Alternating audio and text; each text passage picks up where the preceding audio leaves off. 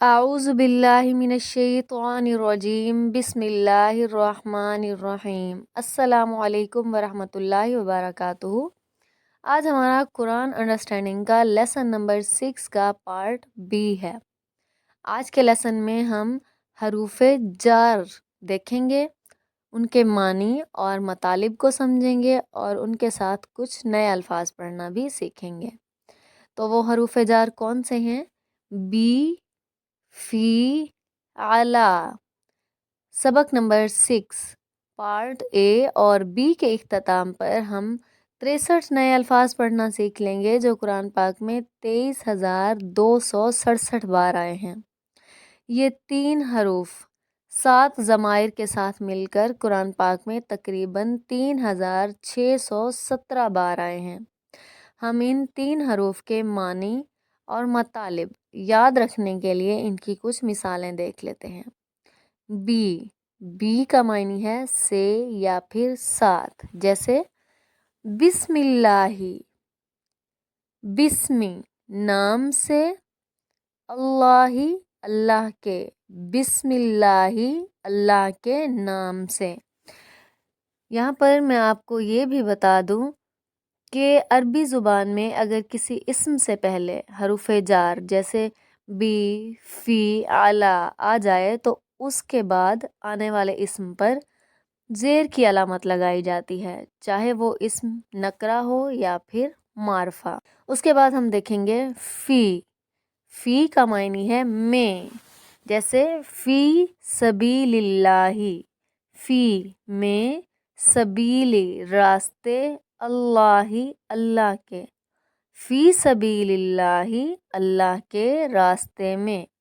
اور پھر ہے علا کا معنی ہے پر، جیسے علی عباد اللہ، علی پر، عبادی بندے، اللہ اللہ کے، علی عباد اللہ اللہ کے بندوں پر۔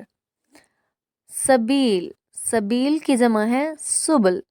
یہ لفظ قرآن پاک میں 176 بار آیا ہے۔ تو سب سے پہلے جو ہم نے حروف جار دیکھا وہ کون سا ہے؟ وہ ہے بی۔ یہ قرآن پاک میں 510 بار آیا ہے۔ اس کا معنی ہے سے یا پھر ساتھ، جیسے انگلش میں ود یا پھر ان۔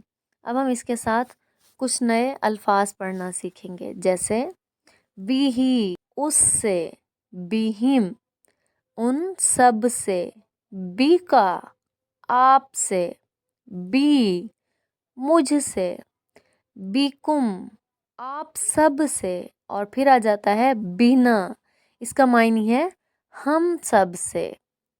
اب ہم فی کو دیکھ لیتے ہیں۔ فی کا کیا معنی ہے؟ میں، اور یہ قرآن پاک میں 1,684 بار آیا ہے، جیسے انگلش میں اس کا معنی ہے ان۔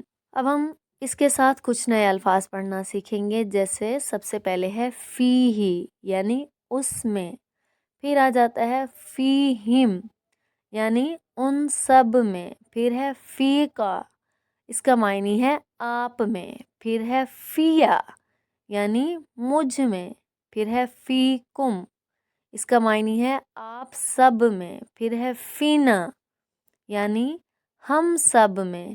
اب ہم ان کے ساتھ لفظ خیر جس کا معنی ہے بہتر، اس لفظ کو ملاتے ہوئے محادثہ یعنی بول چال کو دیکھیں گے، جیسے سب سے پہلے ہے حل فیہ خیر، حل کیا، فیہ اس میں، خیر بھلائی ہے، حل فیہ خیر کیا اس میں بھلائی ہے، نعم فیہ خیر، نعم ہاں، فیہ اس میں، خیر بھلائی ہے، نعم فیہ خیر یعنی ہاں اس میں بھلائی ہے۔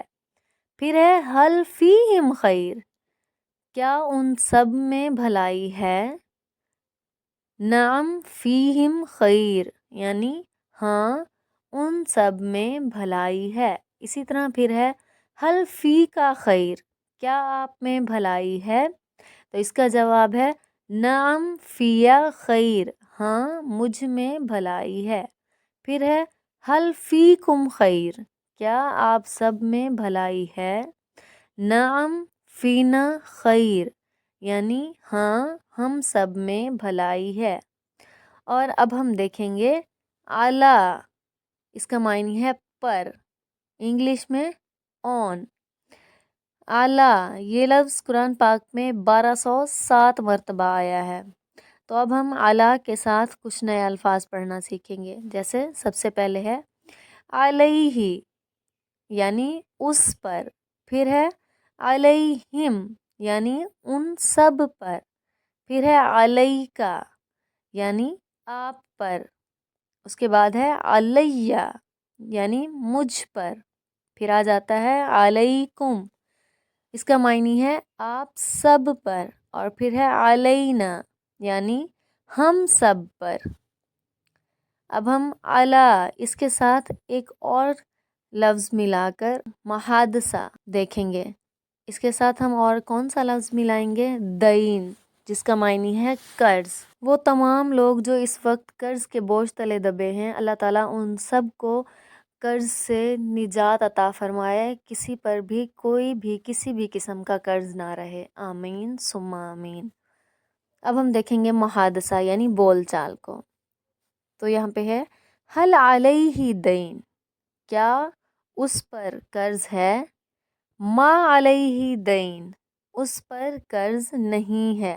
پھر ہے حل علیہم دین، کیا ان سب پر قرض ہے؟ ما علیہم دین، یعنی ان سب پر قرض نہیں ہے۔ پھر ہے حل علیکا دین، کیا آپ پر قرض ہے؟ ما علیہ دین، مجھ پر قرض نہیں ہے۔ پھر ہے حل علیکم دین، کیا آپ سب پر قرض ہے؟ تو اس کا جواب ہے ما علینا دین، ہم سب پر قرض نہیں ہے۔ تو آج کا ہمارا لیسن یہیں پہ ہی ختم ہوتا ہے۔ آج کے لیسن میں ہم نے بہت سے نئے الفاظ پڑھنا سیکھے ہیں جو قرآن پاک میں کئی بار ریپیٹ ہوئے ہیں۔ انشاءاللہ اگلے لیسن میں ہم قرآن پاک کے مزید الفاظ پڑھنا سیکھیں گے۔ اگر آپ کو کسی بھی لفظ کا معنی بھول جاتا ہے تو اس کے لیے پریشان ہونے کی بالکل بھی ضرورت نہیں ہے۔ اس کا حل یہی ہے کہ آپ لیکچر کو بار بار سنا کریں تاکہ جو بھی نئے الفاظ پڑھنا سیکھتے ہیں وہ اچھی طرح سے ذہن نشین ہو جائیں۔ انشاءاللہ ملتے ہیں اگلے سبق میں، تب تک کے لیے اللہ حافظ۔